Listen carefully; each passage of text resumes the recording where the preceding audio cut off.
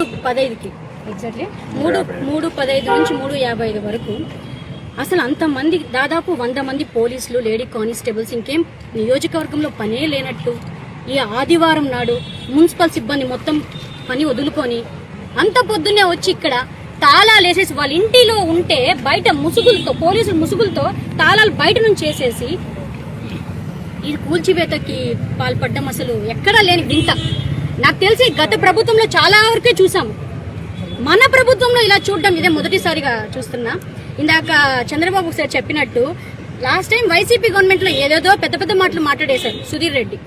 అంటే ఇప్పుడు ఏం చేస్తున్నాడు? కామ్గా ఇంట్లో కూర్చోన్నారా? 5 సంవత్సరాలు భుజాల మీద మోసి జనసేన పార్టీ ప్రతిపక్షంలో ఉన్నప్పుడు వైసీపీ పెట్టిన కేసులకు ఎదుర్కొని 5 సంవత్సరాలు భుజాల మీద మోసి కూటమి త్యాగం చేసి కూటమిని గెలిపిస్తే అప్పుడు ఎక్కడున్నావు నువ్వు? హైదరాబాద్ లోనో, గోవాలోనో, ఎక్కడెక్కడో తిరుక్కుంటా, ముంబైలోనో, పబ్బుల్లోనో తిరుక్కుంటా. ఇప్పుడు కష్టపడి ఎవరో కష్టపడిన దాన్ని గెద్ద వచ్చినట్టు లాక్కొని పోయి ఏమేమో జరిగింది, ఎమ్మెల్యే అయిపోయావు. ఏం చేయాలి? ప్రజల్ని పాలిచ్చు. ఎవరు ప్రతిరోజు మాకు కంప్లైంట్లు వస్తున్నాయి.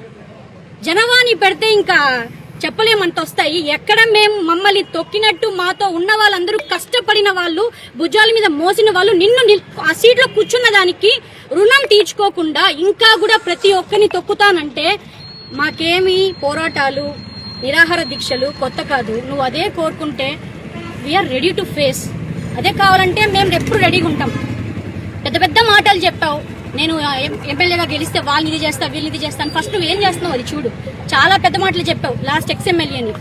ఫస్ట్ ఏం చేస్తున్నావో అది చూడు. జనసేన పైన పడ్డం మానే. నియోజకవర్గంలో ఎక్కడా అక్రమ కట్టడాలు లేనట్టు వీళ్ళు కట్టుకున్న దాన్ని ట్యాక్సీలు కట్టి 70 సంవత్సరాలుగా ఉన్న ఇల్లుని రేకుల షెడ్డు కట్టుకుంటే పర్మిషన్ ఇమ్మంటే ఎమ్మెల్యే దగ్గరికి వెళ్ళమంటావు. ఎమ్మెల్యే దగ్గరికి ఎందుకు వెళ్ళాలి? నేను నాట్ ఓన్లీ శివకుమార్ది చెప్పట్లేదండి, నియోజకవర్గంలో చాలా మంది కంప్లైంట్స్ ఇచ్చారు. ఎవరైతే ఇల్లులు కట్టాలో, స్థలాలు కొని ఇల్లులు కట్టాలని చూస్తున్నారో ప్రతి ఒక్కరికి ఎమ్మెల్యే పర్మిషన్ ఇవ్వాలంట, వాళ్ళ ఇంటికి వెళ్ళి కూర్చోవాలంట. అట్లేమైనా ఇందాక సార్ చెప్పారా ఓట్స్ నాకు రావు, ఏమైనా చేయాలంటే మీరు పోయి తోముకోండి, అంట్లు కడుక్కోండి, ఇల్లు ఊడ్చుకోండి. ఇవండి ప్రజల మీద ఎందుకు పడుతున్నారు? కూటమికి బ్యాడ్ నేమ్ తెప్పిస్తున్నారు. సైలెంట్ గా ఉన్నామంటే చేతకానితనం అనుకోవద్దు. పవన్ కళ్యాణ్ గారి చూసి చాలా చాలా చాలా ఓపికతో ఉన్నాం, ఇంకా ఉంటాం. కళ్యాణ్ గారితో మాట్లాడి వన్స్ తిరగబడ్డామంటే జనసేన నీకు తెలుసు ఏం జరుగుతుందో. వద్దు సుధీర్ రెడ్డి, కొంచెం జాగ్రత్తగా పోతే మంచిది. మళ్ళీ చెప్తున్నాం, ఎవరు ఇక్కడ సైలెంట్ గా లేరు. మా వాళ్ళని మమ్మల్ని ఎదుర్కోలేక మా చుట్టూ ఉండే వాళ్ళని ఏదో చేయాలని చూస్తున్నాం. వాళ్ళని టచ్ చేస్తే ఇంకా మేము రోడ్లోకి వచ్చి ఏం చేయాలో చేస్తాం. నీ ఇష్టం. ఇంకా మళ్ళీ హెచ్చరిస్తున్నా, మున్సిపల్ కమిషనర్ కి, నియోజకవర్గంలో ఉన్న పోలీస్ మొత్తానికి మీరు ఏదన్నా చెయ్యాలనుకుంటే వాళ్ళ ఇంట్లో పోయి పనులు చేసుకోండి. ప్రజల మీద వచ్చి దౌర్జన్యం చేయకండి. మీకు అందుక ఇచ్చేది శాలరీలు, మీకు అందుక ఉండేది, మీరు ప్రభుత్వంలో ఉండేది అందుక. లాస్ట్ ప్రభుత్వంలో ఇన్ని జుయేసం రాలిపోయింది ఆల్రెడీ. మళ్ళీ కొత్తగా చేయకండి, జాగ్రత్త. చెప్పాను, మళ్ళీ చెప్తున్నాను. ఎగ్జాక్ట్లీ జరిగింది 3:50 నుంచి జరిగింది మార్నింగ్. అసలు అది సండే. మున్సిపల్ కమిషనర్ కి ఏమంత అత్యుత్సాహమో నాకు అర్థం కావట్లేదు. ఆల్రెడీ 2 times ఇక్కడ విజిట్ చేశారు. వీళ్ళు చెప్తే పరిగెత్తుకుని వెళ్ళిపోయాడు. కోర్టులో ఫైల్ ఉంది, స్టే ఆర్డర్ కూడా ఉంది వీళ్ళకి. అవన్నీ అతనికి తెలుసు. బిఫోర్ 6 AM, ఆఫ్టర్ 6 AM అని ఒకటి ఉంటుంది, అది మీకు కూడా తెలుసు. అసలు అంత మంది పోలీసు సిబ్బంది రావడం, ఇక్కడ బ్లాక్ చేశారంట. ఇక్కడ నుంచి ఇక్కడికి బ్లాక్ చేశారంట. అటుపక్క వాళ్ళు అన్యాయం జరుగుతుందని వాళ్ళెవరో వచ్చి కెమెరాతో వీడియో రికార్డ్ చేస్తుంటే వాళ్ళని కొట్టి తరిమేశారంట. వీళ్ళని శివకుమార్ని, వాళ్ళ మామగారిని, నాకు తెలిసి టెర్రరిస్ట్ని కూడా, ముద్దాయిల్ని కూడా అట్లా వెనక చెయ్యి నలిపి వెనక కట్టేసి జీప్ లో కూర్చోబెట్టారంట, కొట్టి షర్ట్ చింపి. మరి అసలు ఏం తప్పు చేశారండి? వాళ్ళ ల్యాండ్ కి మీరు వచ్చారు, వాళ్ళ ల్యాండ్ కి మీరు వచ్చి దౌర్జన్యం చేస్తున్నారు. అడిగే హక్కు కూడా లేదా? అసలు నేను మాట్లాడకూడదు. కూటమి ప్రభుత్వంలో ఉన్నాం, కళ్యాణ్ గారిని చూస్తూ కామ్ గా ఉన్నాం. ఇదేమి కబ్జా చేసిన స్థలం కాదు, మున్సిపాలిటీ ఇది కాదు, డీకేటీది కాదు. ఎవడెప్పుడు సమ్మన్ వస్తున్నాడో నాకు తెలియదు. ఎమ్మెల్యే ఎందుకు పంపిస్తున్నాడు మున్సిపల్ కమిషనర్ ని, సిబ్బందిని? నాకు అర్థం కావట్లేదు. చెయ్యాలా? అఫీషియల్ గా చెయ్యాలా? చెయ్యి, నోటీస్ ఇచ్చి చెయ్యి. అర్ధరాత్రిలో గూండాల్లాగా, రౌడీల్లాగా పోలీసులు పంపించి నువ్వేందయ్యా వాడుకునేది? వాళ్ళేమో నీకు అఫీషియల్ పోలీసులు, లేకపోతే నీకు అఫీషియల్ రౌడీలా? నీ సిబ్బందా వాళ్ళు? సంథింగ్ ఈస్ గోయింగ్ ఆన్ అండి బిహైండ్. అది మాకు అర్థమవుతుంది. జనసేనని తొక్కాలని చెప్పి నాతో పర్సనల్ గా ఉన్న టీం మొత్తం, మాతో జనసేన కష్టపడిన వాళ్ళండి, కష్టపడ్డారండి, భుజాలు రెక్కల మీద మోసామండి. వాళ్ళందరినీ తొక్కాలని చూస్తున్నారు. మీరు ఏమన్నా చేసుకోండి, రాలిపోయాయి ఆల్రెడీ. చెప్తున్నది, మేము పోరాటాలు ఏం కొత్తగా కూర్చున్నామంటే మీకే కష్టం. జాగ్రత్త సుధీర్ రెడ్డి. Thank you. ప్రజాస్వామ్యం ఉందా, ఇక్కడ అధికారులు రాజ్యాంగబద్ధంగా పనిచేస్తున్నారా లేదా అనే దానికి నిదర్శనం ఇక్కడ మీరు వెనకాల బిల్డింగ్ చూసారంటే, బిల్డింగ్ అది చిన్న రేకుల షెడ్. 80 సంవత్సరాల ఉందా, ఇక్కడ అధికారులు రాజ్యాంగబద్ధంగా పనిచేస్తున్నారా లేదా అనే దానికి నిదర్శనం ఇక్కడ మీరు వెనకాల బిల్డింగ్ చూసారంటే, బిల్డింగ్ అది చిన్న రేకుల షెడ్. 80 సంవత్సరాల డేగా గుణభూషణమ్మ అనే ఒక ముసలావిడికి ఏదో ఆమెని ఆల్రెడీ ఉన్న రేకుల షెడ్ కూలిపోతే వాళ్ళ కొడుకు వాళ్ళ మనముడు రేకుల షెడ్ బాగు చేసిస్తే, తమ్ముడు రేకుల షెడ్ ఆమెకు బాగు చేయిస్తే, ఈమె మనవుడు కావలి శివకుమార్ అంటే ఇతను మనవరాలకి భర్త కావలి శివకుమార్. ఇతను జనసేన పార్టీలో ఐటీ కోఆర్డినేటర్గా ఉన్నాడు. గత సంవత్సరం 1003 సభ్యత్వాలు చేశాడు. స్థానిక ఎమ్మెల్యే బొజ్జల సుధీర్ రెడ్డి ఇక్కడ పోటీ చేసినప్పుడు వాళ్ళ సొంత గ్రామం బొక్కసంపాలెంలో బూత్ ఏజెంట్గా కూడా ఉండి దగ్గరుండి ఆయనకి ఓట్లు వేయించి గెలిపించిన కుటుంబం. వీళ్ళ కుటుంబంలో ప్రతి ఒక్కరికి జనసేన పార్టీ సభ్యత్వం ఉంది. ఇంకొక విషయం, ఇంత దారుణాలు ఎందుకు జరుగుతుందని నేను మీకు చెప్తా. ఇతను మాతో పాటు చెన్నైలో పెట్టిన కేసులో ఇతను కూడా ఒక వ్యక్తి. మా పైన కక్ష తీర్చుకోవడానికో ఇతన్ని లొంగపరుచుకోవాలని చాలా రోజులు ప్రయత్నం చేశాడు ఎమ్మెల్యే. ఎవడైతే అతని స్పై మా ఇంట్లో ఉన్న వ్యక్తి దొరికిపోయిన తర్వాత ఇతన్ని ఇంటికి పిలిపించి, నువ్వు వాళ్ళ దగ్గర నుంచి నా దగ్గరకు వచ్చేసి నేను చెప్పినట్లు చెయ్యని ఇతన్ని లొంగపరుచుకోవడానికి చాలాసార్లు ప్రయత్నాలు చేస్తే